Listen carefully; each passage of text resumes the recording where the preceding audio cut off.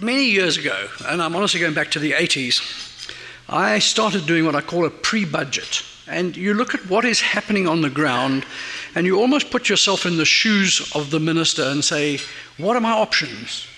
And it gets back to just two things that really count. What is the objective of the budget? And that changes from year to year. And what constraints are there? What could be done? And if you do that, then some things pop out. And I'm going to just put it out as a lure to you and say, there was one set of words that every other minister to date for the last 6 months has used, and it was not used in the budget. And there's another expression that was current, hasn't been used for ages, and suddenly appears back in this budget. Now you see, if you're not looking for that kind of thing, you may not find it. And you may be much more interested in knowing you're paying 30 cents a litre more for your petrol. I promise you, I don't see the big story on that one. It changes every month anyway. So the real question here is, what was the objective of the budget and what can we gain from it? I'll start also by saying, please, if you have to leave, I do understand, because I know people have time constraints, but please, if you're leaving, it's for business reasons. It's not because I've depressed you. Because I'm going to start on a very depressed note. I will move to upbeat as we get to the end. So those of you who are feeling really depressed, just please do stay, and you might feel a bit better when you leave. Story. A man is walking down the road, 10 o'clock at night, it's pretty dark, but there are street lights. And as he approaches one street light, he sees a guy, and this guy's patting the bushes, and he's looking in the gutter, and he's obviously, got a bit of a problem. So he walks up to him and he says, have you got a problem? Can I help you? The guy says, yes, I've lost my keys. So I said, well, I'll help you look for them. And they pat every bush, they even pull a few weeds out thinking it might be under. They still don't find these keys. So he says to the chap, he says, are you sure you lost your keys here? And the guy says, no. He said, I lost them a little bit down the road. He said, well then, why are you looking here? And the guy said, well, this is where the light is. And I get the same feeling about this budget. The keys are somewhere else. So we'll look at a whole number of items. And again, the second one that I liked, and I must give credit to it, you probably know the person, but Davy Root of the Efficient Group was on radio yesterday morning, ahead of the budget, and the interviewer said to him, what do you think is in the budget this afternoon? Or he said, what do you think is going to come? And Davy said, well, there's this wonderful saying that Americans will always do the right thing, but only after they've exhausted every alternative. And he said, I think that's where Pravin Gordhan is right now. And I think we all know the background to this, from Nenegate to the problems of the Rand and everything that blew out in December. So the real big thing that I was looking for here, and hopefully we will find some of it, is, have they got the picture? Have they learnt? Is there some new policy? And I was quite encouraged, and it came out just after the State of the Nation. There were some indications in the State of the Nation address, but I was quite encouraged when I read that the President, in talking to the black business leaders, now remember he's been conversing with business, and there is definitely a sentence coming here, of private-public partnerships and getting on the same side and so on. But his statement was that a fundamental decision had been taken in Cabinet to have a change to fiscal policy. And I said, well, where is it? Show me. Because words are cheap. We actually have to find out what's going on there. So if I just move on a little bit. Sorry, how did that happen? That's definitely not my first slide. Sorry, let me go back to home. And I'll go down one. This is not my machine, guys. Sorry, that's why I hit the wrong button. Maybe enter will do better. Okay, so we've got an agenda. And the big thing here, and why it is important, is that sometimes the minister can move the economy, and sometimes the economy moves the minister. In this particular case, I think it was a question of what give and take there was going to be. So we also look at the objectives, constraints and limitations, expenditure, revenue, and financing the deficit. I'm sure you've all done your own budgeting at home, and so you know the kind of constraints you've got, and certainly some of that comes through. So again, I've just put out a disclaimer. You mentioned that I operate under the Phase Act, and I'm just saying here that nothing I say should be construed as an investment recommendation. For that, you need to take advice appropriate to your circumstances. I also want to say I'm using some forward-looking statements with all the risks that go with that, and they're a list of 40 pages if you want them in full. I am saying it's my opinion, not that of my employer, and not that of PKF, and maybe we can have a debate and discussion afterwards where you disagree with some of the points that I make. And then I am working on what I say is historic information and trends of those items, not much of which I've seen in some of the literature, so hopefully you will get a little bit of an insight from that. And I just say they are believed to be reliable, and I'll show you that some of them are not. And again, I had to put a fair bit in last night. After the budget, I was even doing it while he was talking. I had a copy of the speech. So there's quite a lot of bits to discuss. So the first part of a background, and I emphasize this, and it's always been true, but it is more so in South Africa now. We have a budget that is part of a process. It's not an event. There were times in my past where the minister probably was the only person who knew what was in the budget. He walked in carrying a briefcase, and depending on what color hat he was wearing, the journalist got excited and said he's going to do something good or he's not. It was fascinating, and we all did this guesstimation. But seriously, the way it's done now, you should not be surprised at what's in the budget. It should be explained to you early. The transparency is all there.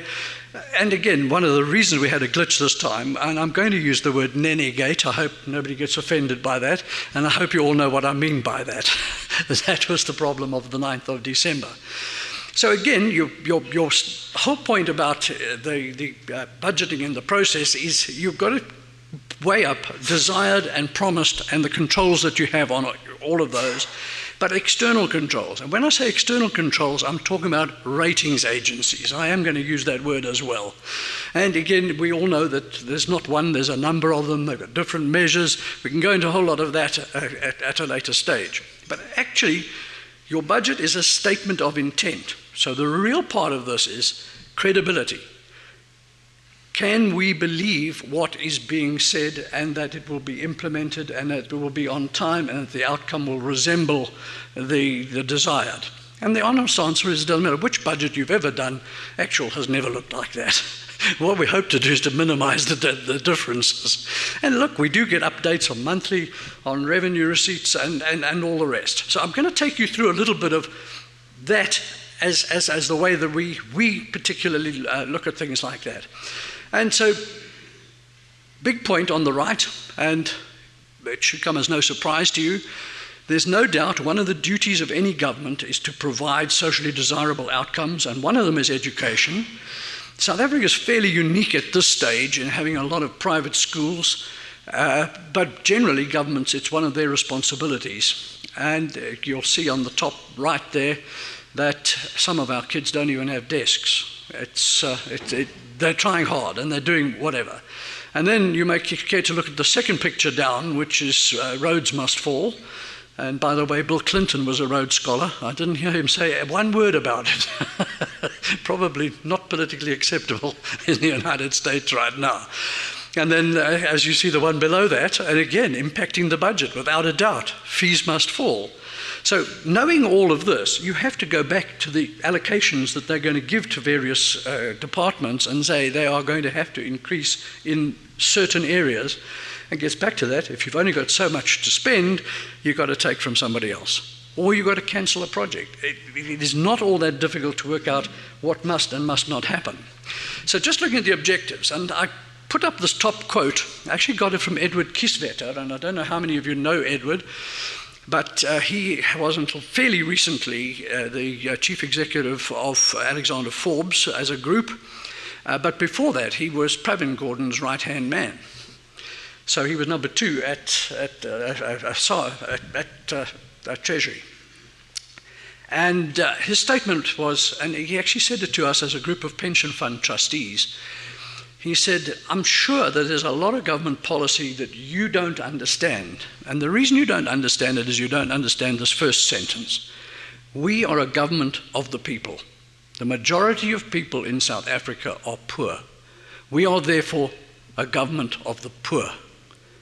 And unless you get that, you're not going to understand what we're doing, what we're trying to do, and what it's all about. So you gather, it struck in my memory. It was so potent. And there's no doubt we're trying to right the wrongs of the past, and we need to provide relief for immediate social needs. We have to provide socially desirable long-term benefits. Now that's roads, that's rail, that's all sorts of good things that private enterprise maybe can't afford, or if they did the build, they haven't got the same 25-year time horizon to get their payback. So that's what governments do, should do, can do. And again, I won't go into some of those other bits, but one of the big points, and I actually picked it up in a quote from an American politician way back in 1830-odd, and he said, we pay taxes because the government provides us with stability and the ability to protect our property.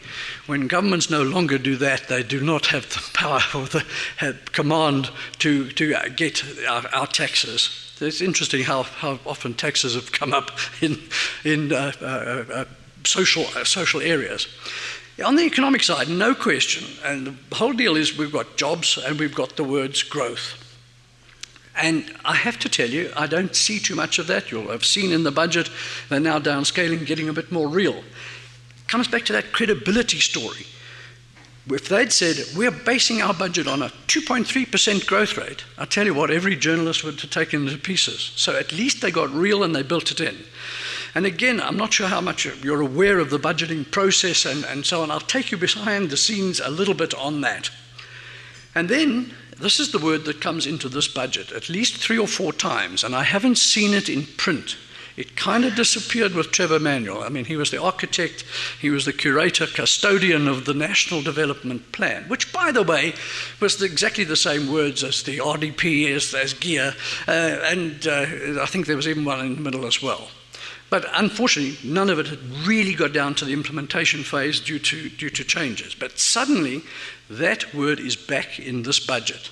So please, if you leave this room with nothing else, it's back on the table. Is that good or bad? Who will make money out of it? I haven't got down to that level of detail. I don't think I will for a while. But by the way, we are going to be visited by National Treasury on Monday. And again, by the way, I did say in my disclaimer that I don't undertake to advise all of you if there's a new update to the information I give you, because I just can't get to all of you. But I will try if there's something important that comes out. They come to us, and specifically the basis on which they do that is to say, there was a message. We hope you got the message in the budget. And I will cover that a little bit as well at the end. How am I doing for time? Is anybody timekeeping for me? Okay. So again, on the political side, the words that have been used, and they really came into effect about a year ago, was rapid economic transformation and cadre redeployment or deployment. And some of that, I think, might have been what went on around Nenegate. Luckily, stopped, closed, switched. And by the way, the words rapid economic transformation do not appear in the budget. I think we all want it and we all know what it means, but it's not a priority. And I have a feeling, I can't vouch for this, but the ratings agencies say if you're putting that, and in fact I think this is exactly the point, I've put this in the order social, economic, political. I think currently or previously the agenda was political, social, economic. If you listen again to the budget and you hear various other words, and certainly there will be some more stuff on TV as interviews are carried out, please try to work out which order you think our political agenda, our agenda is going. Okay, that's that bit. And again, I just mentioned we've got to do hospitals, we've got to do the law courts, and we've got to do jobs. Now, I don't know what you think the ratings agencies say or do about that picture at the bottom right. People with jobs are not doing them. And I do understand the right to strike, and I do understand righting wrongs of the past. I do understand an awful lot. But if you're a ratings agency, you have to warn investors in Germany and say, this is not quite how you do it in Germany. And they have strikes in Germany too, by the way. So again, just putting this all in a wider context, and you'll see, it is a presidential election year in America. And one of the points I've been making around the various places I've been, I say, as long as I've known America, and it happens regularly, actually every 4 years, we have an election. And in those years, you normally get an extra GDP of 1%. The reason is people are running around the country, they're flying more than they did, they're taking their entourage, they have functions like this, people are paying $1,000 a seat to support their candidate. It does wonders for the economy in that year. So I don't know why so many economists, and by the way, I'm not an economist, as you heard, I've absorbed a fair amount of it. So the key is keep watching this election, but each time you do, just think, the hotels are having a grand time. the food suppliers are doing quite well, thank you very much. And again, I put it in I do a set of notes every morning. I put it this morning, and it was, are we ready for President Trump? And what will he do to the economy, do you think? So again, please, you think it doesn't apply to us? It absolutely does.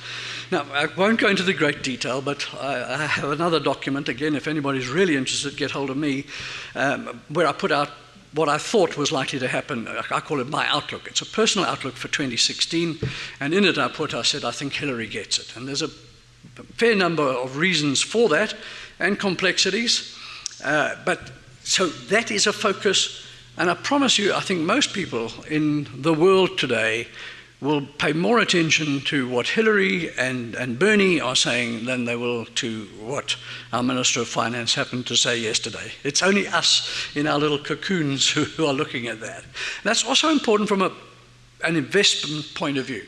If you want to get away from the noise level, could be, should be, maybe, and where's the rand going, once your money is abroad, you are now in a different set of jurisdictions, in a different set of worries that you might have. And as I said, if your worst worry is that President Trump decides to do something, I personally believe if he gets it, which I don't think, but if he does, he will be bound by a lot of his advisors who will prevent any kind of one-dimensional tactics, if I call it that.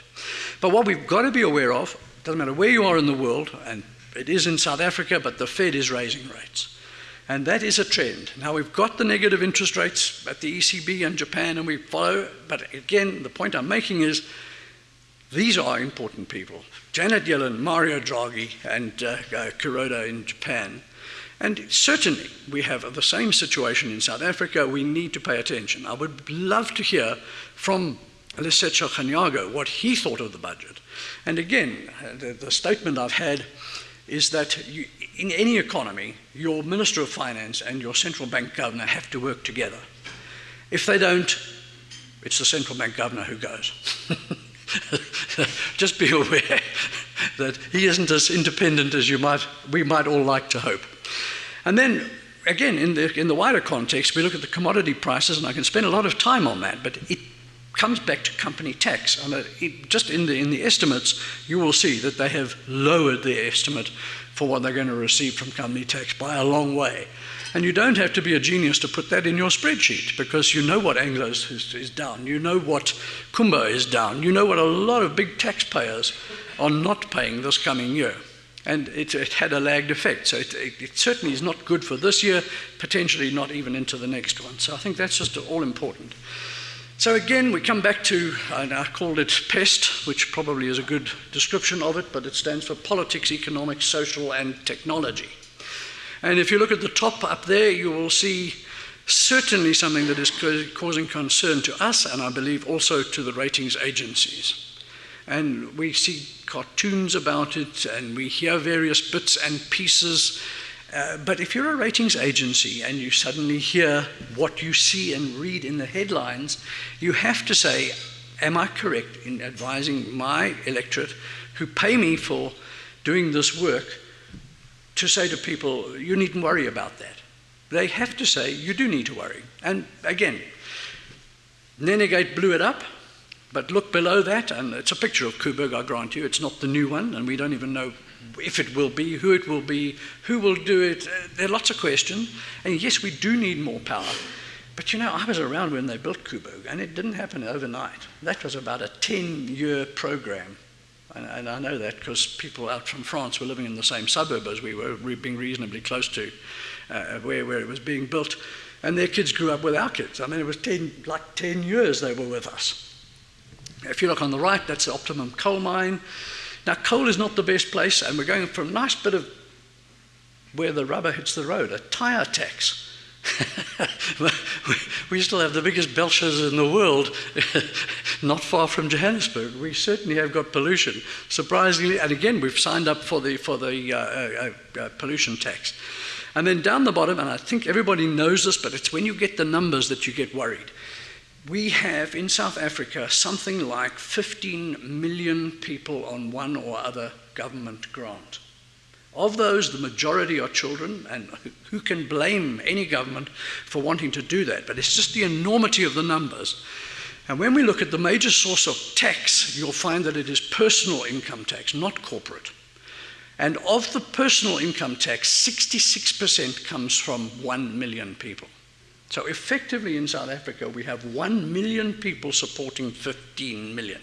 I do not know another country in the world that has a dependency ratio that looks like that. And it has to affect almost everything. And if you're on a grant, you're not rushing off to go and buy food at Woolies. It's us who are doing that. So keep it up. If you've got shares in Woolies, please keep doing that. Now, again, I talked about credibility, and so I'm just going to take a little bit of time out here. In 2010, now this was Finance Minister, and his name was Pravin Gordhan. And he said, government can and must provide the policy frameworks and socio-economic conditions to accelerate job creation in the economic recovery period. Score? 3, 4 out of 10? Maybe less? Try this one. For its part, business must balance the pursuit of profit with social justice, which will ultimately create the conditions for sustained economic growth for all. Score? You're a ratings agency. You've got to score it. And the answer is AAA or triple B or triple C. That's how they get to their scorecard, I hate to tell you. So, organised labour must embrace and act on behalf of all our country's workers, both those employed and those desperate for employment. Ouch. I don't want to cast too many aspersions on the minister. I think there was a bad roll of the dice. We had the global financial crisis. Commodities fell apart. But then, you know, if you put your own goal, do have an own goal, it doesn't help. At least he wasn't there when it happened. Our people must be an energetic part. I won't read that one particularly, but this point is valid, and it's so good. You want it to be true. The future we choose today will determine the kind of South Africa our children and their children will live in. The prospect of prosperity for all is a struggle worth fighting for with all the will and determination that we can muster. We must give real meaning to justice, for with jobs comes dignity, with dignity comes participation, and from participation emerges prosperity for all. And I will say this, I don't know that I've ever seen the South African economy in such tatters. And you can give me 0.9% growth or minus point whatever it is. But when I see ArcelorMittal essentially begging for help, protection against the Chinese imports, if I look at Vereniging van der Bijl, probably going to become ghost towns short. I don't want to say these horrible words, but if we don't confront reality, we're missing it. And talk about gold mines. I mean, there was a time when South Africa produced 900 tons of gold and employed 530,000 people on our mines. It's now 130,000 people for about 130 tons. And we are now the 5th largest, if not the 6th largest world producer of gold. Peru produces more gold than we do. Where is Peru? Have you got your money there? Why not? They do more gold than we do. You'll be amazed. New Zealand produces more gold per head of population than South Africa. They only do 10 tons, but they only got 4 million people. We produce 130 tons, but we've got 55 million people. Surprises New Zealanders to know that too, by the way. I'm just back, for those who don't know why I'm putting that into the conversation. So again, guys, we've got to look at reality. So the question was, what was I expecting to see? And this honestly comes from the document I wrote somewhere around about the 18th of January, or somewhere there. It's going to be one of the most challenging budgets in South African history, even more so than last year. Now remember, how they got home last year was they put in a road accident fund levy on the petrol price, and they put a fuel levy on the petrol. And you know what? There wasn't one outcry from anybody anywhere. In fact, a lot of people said, why don't they just double it and get rid of the e-tolls? It's much easier to collect. Nobody gets excited. We actually, some of us thought they might just try to do that in this budget. So again, two things about the budget. One was to keep the ratings agencies happy, but the other one was obviously also to show stability, lack of panic, keep as many things unchanged as you can. That's pretty well how I was reading it. But I'm just saying, I put the word horrible, and I think that is the truth, a horrible political, economic, agricultural, and social backdrop in South Africa. And that is as damning as I've said on stage anywhere ever. So we've got a trade-off between political promises and keeping the ratings agencies happy for a while at least. Now many of them have said, and particularly, I remember this, if I just digress slightly, on 4th of December, I think that's correct, yeah, the 4th was a Friday, and if you remember, Fitch came out and gave us a double downgrade. Now I happened to be on TV on the Monday, and the major part of that little show was interviewing the guy from Fitch and saying, you know, kind of you to only give us a double downgrade, why didn't you give us a triple? And it was quite easy for him to say, you know, you do have fiscal stability and you do have a number of items that we still, you know, give you a rating. But the next question then was, you know, well, what would you consider or take into account to downgrade us?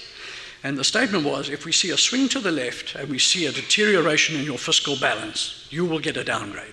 It was as blatant as that. It was on TV. We can go back and even get a copy of that if we need to. So, and that was Monday. And the interviewer said to him, there's a rumor going around that Minister Nene is going to be replaced this week.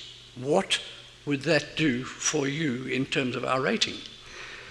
And the answer was very, very good, I thought. He said, we don't judge on personalities. We judge on policies and actions. We would have to see, firstly, who it was, but secondly, what they actually did. As you know, a volcano erupted around about that time, and all sorts of, I hope, better things came out of that.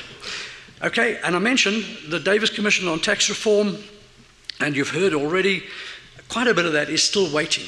And so there was a big limitation in what, but they couldn't go against anything that Dennis would be saying or could be saying, and there's no doubt he has been in contact with all of the relevant parties, but they had to say various things will be done in accordance with the Tax Commission. What I did say, and it had been mentioned a couple of times, was there will be a commitment to enforcement. And the actual words in the budget, by the way, in this presentation, the blue is what he actually said. These are quotes from the speech. We will continue to act aggressively against the evasion of tax through transfer pricing abuses, misuse of tax treaties, and illegal money flows. Now, again, they've always had that right, but the fact that it's a priority now, and again, it's coming through from an international side. Just on the Davis Commission, they just said our current taxes on wealth are under review. Higher capital gains inclusion rates are proposed, and that's where that was coming from, together with an increase. If I just, again, digress slightly, and it's not mine, it was somebody else having a look at the budget, and they said, if you just have a look at some of the policies or principles enshrined in this budget, what you do see is a definite move away from direct tax to indirect tax. It's been present for some time, but it's been reinforced, and the indications are that that is the way that it will be going in the future. So I just put that in for you. The transfer duty, I won't go into any detail there. So again, building this budget, and you must imagine the people sitting in Pretoria, now they've got banks of computers and it does econometric modeling, and it does all sorts of things. End of the day, you've got to put some assumptions in, and the results will be just as good as the assumption you put in. But so again, the biggest limitation, without a doubt, and I think everybody has this, and I think it's even got through, and that's where I'll come to the happiness at the end, that we do not want that downgrade. And very much was the case. The limit they have imposed elsewhere in the world, it's not just us, but if you have your deficit as more than 4% of GDP, they're going to say no. And according to the estimates for the year ending now, it's going to be 3.9. But for going forward, because of what they've done and how they've done it, read my lips, follow my hands, it's going to be 3.2. And the following year, watch this rabbit, is going to be 2.8. Those who believe me, those who don't believe me, those who don't believe. Gee, okay. So the point is, this is what ratings agencies are looking at.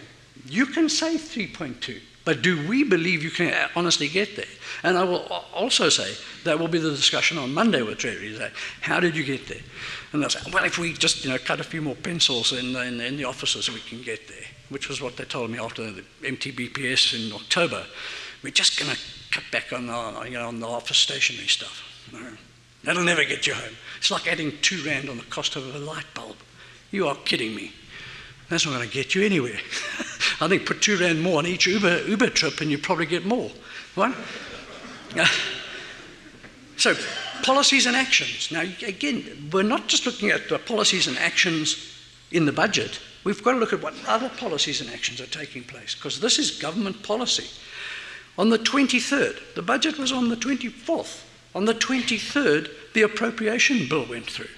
Now, I don't know if you're into this appropriation bill. It reads horribly.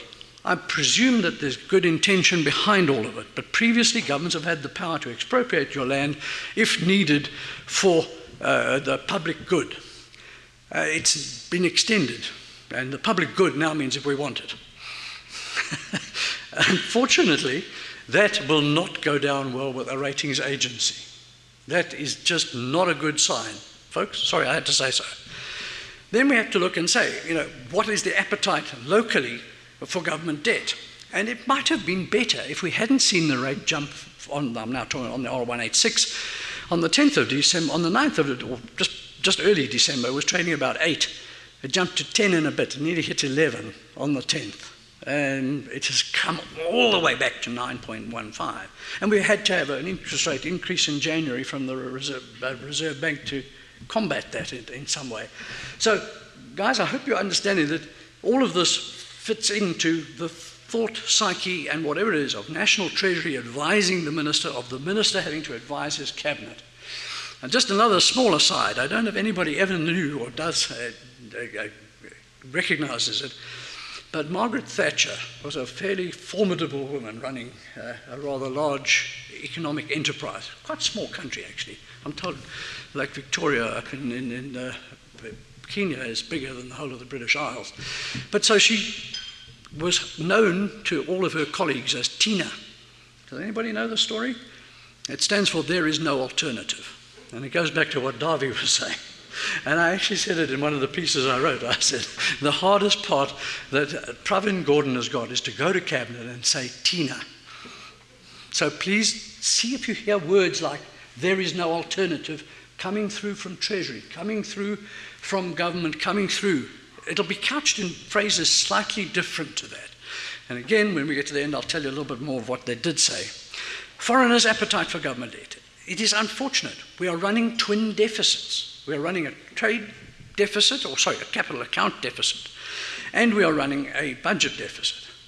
Now, the budget deficit's reasonably easy. You just force the local people to buy government bonds, or you entice them a bit. But the foreigners, man, they've got their own mindset. And you know what's worse is the country called Argentina. Now, it's also got the word Tina in it. But Argentina, having been out in the wilderness for years, is suddenly back. And they do a lot of what we do, and they don't have half of the problems that we've got. And suddenly, Mauricio Macri, as the new president, who's a businessman himself, which I think is a good point, has said, we're going to do what it takes. And there's a lot of appetite for emerging market debt to go to Chile. Now, unfortunately, they've got outstanding debt from the 80s that they haven't paid back yet. And they're first going to have to settle that before they can take a new loan. You know what banks are like. First we pay the one you got, then we'll consider you for the next one.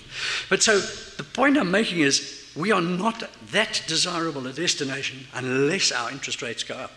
Now, what will the downgrade do? It reduces the number of people who can buy here by mandate, by fear, by whatever. So please, that's why this budget had to avoid the downgrade. And at the end, I'm just going to ask you to vote whether you think it was enough. Pravin says he believes it is. We've got problems with low commodity prices. We've got currency inflation and interest rate.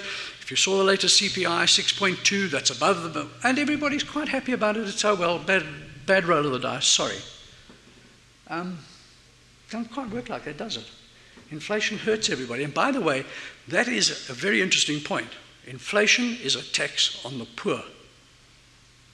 The rich can avoid it. They've often got their assets abroad. Inflation doesn't hurt them. But the people at the bottom. So again, just a point. And by the way, I also got that from somebody who was in Treasury telling me that's why they actually set a CPI, at least a 6% target for inflation. The inflation targeting relates to looking after the poor. Okay, so expenditure. Now, at least thank heaven, maybe not so in everybody's household, depends how much the two people at the top agree on whether you need a Lamborghini or not. Same here. It ought to be fairly controllable, but there are certainly a group of people who would want their division to get more. And in fact, budgets are like that. They're a tug of war between rival spending departments, as simply as you can put it. And the real question here, it's controllable, but do we have the political will? Now, the only thing I can say, and this is opinion now again, I'm saying, given the circumstances of Nedegate and Pravin coming back, my understanding is the political will now resides with him. He has arranged it in such a way that he says, I can help you, but I've got to be able to do it on my terms. Don't then suddenly come along and say, we need to have a new deal for SAA, or we need to have a new deal for the nuclear, whatever it is. So there's some positivity out of that. There's rising demand for social welfare. We know people are getting laid off. That's rising. We've got rising demand for salary increases. And again, that's one of the big points in this budget is, forget it, you're not getting an increase this year. Now, what they did last year, interestingly enough, was they allowed for a 5% increase. And if you remember, around about July, August, the public servants managed to organize an 8% increase. Where did this other 3% come from? And by the way, a huge amount of expenditure is salaries, as you would be aware. And the honest answer is they'd tucked something away into what they called a general reserve. And they ate that all up. And I got that from Treasury themselves. I mean, I'm not making this up. So, did we see an allocation to a general reserve in this one? The answer is no, we couldn't afford it. So now I'm telling you, civil servants, you're not getting. That's about as blunt as I can be. Bring that back to investment. One of the big things that's been happening in South Africa is that retail has held up better than most people could believe because people were getting inflation plus increases. There was no takeout. In fact, if anything, your fuel bill was about the same or less. So one way or the other, there was a little bit more discretionary spending. I'm telling you, that's not coming through this year. And prices are rising, but your salary is not going up. There'll be token and there's promotions and what have you. And again, we've got the problem of rising costs of sale of capital projects. And by the way, all this in black I wrote in January. It's not that I did this, once I'd seen the budget, I did it before I saw the budget. These are known and were known facts. Rising cost of capital projects, state-owned corporations. And I mean, every one of them has got a begging bowl out there. Now, again, I'll come to that right at the end. So the big question is, where does the money go? And I see I'm going to run out of time. How much time have I got, Mr. Chair? 10. Okay, good. I think I'm on time.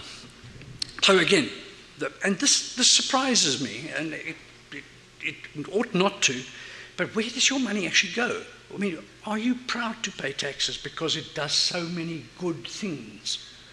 I don't find that sentiment. You go to New Zealand, And I tell the joke, it's not actually a joke, it was a friend of mine who landed up in New Zealand, and he went off to a dinner party, mainly with New Zealanders. And he said at the table, he said, what do you do around here to avoid tax? And there was this stony silence. And the hostess said, we are proud to pay tax. Look at what we get for the money. I haven't heard that in South Africa ever. And now the question comes, I mean, which of these do you want to cut? And the honest answer is, if you're the ratings agency, you say, why are you building power lines when you need to house people? Why on earth are you buying another Boeing when you could be doing something for the water reticulation? And it really brings us right back to when you've exhausted all alternatives, as I said earlier. Now, I'm sure you can't read all of this, but I'll just cover a little bit of it. I put this together myself, so when you get the copy, if some numbers have been translated, I couldn't pick it up, but it was a blimmin' PDF, and you know what it's like, you can't even get that into a spreadsheet, so I had to do copy typing. Feel for me. But here's the story. Of the total in 2015, you will see 1.3 billion. Now this year it's just over 1.4, so the actual expenditure as budgeted has gone up a very small amount. Has it ever done that before? 9, 9.8, 10.3, 11.5, 12. Yeah. So there's where your credibility question comes in. Do you honestly believe it's only going to go to 1.4? And the only answer is only if they say to every government department, that's what you're getting, don't come back. Make it fit. And I would think that many of us in our private enterprises and in our private capacities have faced that challenge at least once. After you've just bought your house and the kids arrive. There's not too much left over. Hey? Okay, but so education, big. I like that. That's what I want my money to be spent on. I really think if we're going to get anywhere, and that's definitely part of the rhetoric of government, it's government policy, and I think we can all go along with that. Question, though, is where? And you'll see the basic is at least 191, tertiary is 26, and admin is 13.1. How on earth can admin be 13.1? Well, when you're paying only 26 for tertiary. Can you see there must be some tussles going on between the people who actually do the teaching and the people who help them by filling in forms? Questions. Anyway, so social protection, we all want that. I've mentioned it before. But now the real question is, what is this? And there's an old age grant. There's a number in the middle there, coloured in red, called social security benefits. You'll see it starts at 18, 14, 29, 49, 57, and guess what? Not last year. Actually, no. They just rejigged the whole thing, so you can't compare one like with like. Eh? Isn't that clever? You've got no way of knowing. It's all there, and if I had time to unscramble it, I might be giving you some more. But the big point I wanted to make is, yes, of course, I do believe it is the duty of a government to look after those who can no longer look after themselves. And if I've got to pay tax for that, so I would love to see an income tax return saying, these are the various areas, how much would you, of the 100% you're putting in, which ones would you like to support? Which charity do you feel like supporting? It would make interesting reading, I promise. I wouldn't give much to defence. I don't know that I need them. Okay, so then we come to health, and of course we want health, and there's a whole story, the NHI is coming in, and so on. So housing and community amenities. Now you see a lot of that disappears. I'm going to bring it back in a moment. But you'll see again, rising numbers, particularly 93, 121, 132, 142. And then again, very strange looking at that one, the bottom line there, called recreation and culture. Now, I don't know how many of you people go to the Linda, but it's not getting as much as it used to. There's no doubt, and poor old Richard is asking and saying, please support us in one shape or form, and whatever. So, a lot of that has gone, and maybe that's right. If you want to be entertained, you have to pay for it. Why should somebody sitting down in Umtata be paying for our fun and games up in Gauteng? Then we come to the services, and you'll see it's a smaller portion, but one I just wanted to look at, it's called general public services, and the first line there is cost of debt, and that has been steadily rising, and it has been rising faster than a number of other items. So if you're a ratings agency, folks, what are you looking at and for? Can you afford this loan? You come to me, it's fantastic. I mean, we can't even call them able. Hey, you get the money, but you have to pay it back. Unfortunately, one day, because of foreigners are big in that. So I won't go into a lot more detail there, but I just want to come back to what changed in 2015 is the story of the whole brand new category, never been there before, but borrowed from various other ones. And it's called Local Development and Social Infrastructure. Have you ever heard of this department? And again, you can go right down to the bottom. There's a thing there called the Rural Development and Land Reform. I'm very pleased to say that last year it only got 10 billion. I want to see what it is this year. And I haven't got it down to this fine detail. It just wasn't time overnight. That's what I'm saying. It will make some interesting reading when I'm able to decant and get the new numbers coming in. Okay, so now let's just look at what's actually in the budget. The expenditure proposals, expenditure growth is focused on post-school education. Fees must fall. Did we give up? That's the way I read that one. Economic infrastructure, education and training, economic infrastructure. What is economic infrastructure? I want roads. I want something I can touch. Economic infrastructure. Anyway, social protection. That's what I told you about earlier. That's more grants and health services. Well, all needed. Containment of administrative personnel expenditure. Like I told you earlier in looking down that list, where is the money actually going? And in some of those lines, if you've got time to go through it, you'll see that there has already been pruning and trimming in that area. And then this question, the story, improved revenue collection, and it's going to the multinationals and saying, pay your share. By the way, I know this problem has been around in South Africa in the 70s. The foreigners had ways to get money out that we didn't even know about. Rationalization and closure of redundant and underperforming programs. Now, can you see why Moody says, we don't actually see how you're going to do this? The words are terrific, but what are you actually going to do or not do in this particular case? And then a little bit of intensification of cost containment measures in keeping with national guidelines. Fewer pencils, you've got to produce the pencil stub before you get a new one. I really don't know what that is. So here's the question, and it's going back to the one I raised earlier, is this credible? What is a ratings agency going to score this out of? And they've got little lines that you've got to have a ticker box score sheet. Sources of revenue, quite important. Now, people, when I show this to them, they think these are the tax rates. They're not. This is the percentage of the tax take. Okay? So personal income tax was about 35%, and previously company tax 21%. That's gone down to 16%. That's how much less they're going to get as a percentage. So again, you'll find the personal income tax will have gone up. So again, when they summarize this in words, it's very easy. They had increased taxes and reduced spending.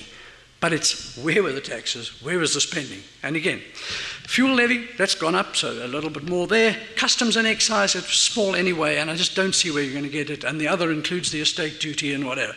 So you can frill around the edges. And I'm honestly saying, R2 on every incandescent light bulb. Are you kidding me? It's where you're going to get some real money, chaps. And definitely it comes from that top line. Okay, so just what I said, this is in December, it's black colour. VAT will increase by inflation pretty well, that you know. And you don't have to do much to get it either. This one comes and it comes quite quickly. Personal income tax typically would increase by more than inflation unless you move the brackets, and I actually predicted they would not move the brackets, which proved to be true. But you've got layoffs, so in fact, some of that could go down, but we've said before, and you know the minimums, a lot of the people getting laid off weren't paying any tax anyway.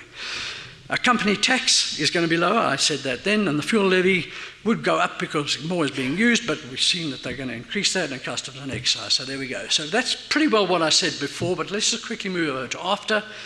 So in fact, they're saying here that an amount of 9.5 billion will be raised through increases in excise duties, the general fuel levy, and environmental taxes. Now, I haven't seen the breakdown of that, but I'm guessing that 8.5 of it comes from the fuel levy, and the other billion comes from the other two in some shape or form. Limited fiscal drag relief. So just on an ordinary number, I heard that the personal tax would go up by about 15, and they're going to give you 5 and a bit back. So they're going to get 10 billion more from that area. Adjustments to capital gains tax and transfer duty to raise 2 billion, and then a tyre levy only for part of the year. And then, this is where it gets interesting. And Mr. Chair, how many minutes? 2, 1. Oh, okay, I'm battling. I've got to get a plane on at 12 o'clock. So, and this, I'm reading it verbatim. This is there. When I read it, I said, this is it. So if you didn't get it from anybody else, you're getting it from me. Firstly, as President Zuma has indicated, entities that are no longer necessary should be phased out. I have never seen that in a budget, ever. Has there been a change of policy? Is it credible? Will it stick? What will Kasatu say? Lots of questions, but the statement, commitment, intent is here. Secondly, where entities have overlapping mandates, rationalization options will be pursued. I found Moody's and say, lekker, but what do you mean? And if you're going to merge Treasury and the Financial Services Board, I don't think you're going to save an awful lot. I really need to get to grips with what's being said, but the intent and statement is there. This next one, even more interesting. We have national and provincial entities with diverse property holdings, interests in farming or trading or manufacturing enterprises that are not publicly accountable. These are unnecessary state investments and often a drain on government resources. They are also assets with potential for growth in independent hands. Now, I didn't want to say whose independent hands, and I probably shouldn't because I'm being recorded here, but I think you all know who I mean. Thirdly, the balance sheets of several entities with extensive infrastructure investment responsibilities are now stretched to their limits. Government has provided support in the form of guarantees which now total 467 billion, or 11 point something percent of GDP. This is a source of pressure on the sovereign rating. So guess who told them what you have to do? So it's coming. When? How much? I don't know. But that's how they get to 2.8 next year. Okay, and then finally, yet we need accelerated infrastructure investment in the period ahead, so we must broaden the range and scope of our co-funding partnerships with private sector investors. And the point I make here is, could you put money into, let's say, Transnet, where 70% is owned by the government and you own 30, and they've got all the calls and they've got whatever, and then they call on you for money. We're not coming to your party. We want ownership. That's how I read that. So there's where the big debate and tussle is going to come, and the credibility. And I see it. That's about time, and I hope I've given you the insights of the budget. Now, just to go back to what I said I would end with. We were fortunate in getting the Deputy Minister of Finance last night, and various questions were asked. I don't want to go into the detail of the questions, but he used the words new direction, change of policy, changed environment, at least 10 times. So now this is the implementer. Something has happened at Treasury, or they've been told, or they've been given the go-ahead. I do not know exactly how to say this, but I'm saying that's the part you've got to watch. There is definitely a change of policy. I believe it to be positive. I hope the ratings agencies are going to see the same, and undoubtedly they will look at it and say, so let's test the team. How many think 3.2 deficit in this coming 12 months is credible? Not one. 2.8 the following year. Who believes that's credible? Well, then we're getting a downgrade, chaps. I will actually put my hand up for both. I do think, from what I've seen here, and I'm hearing, and I think I'm in a better position to hear it, but I am definitely, that's where my binoculars are focused. Show me where, show me how, and let me hear the dialogue. And then I will absolutely buy the story.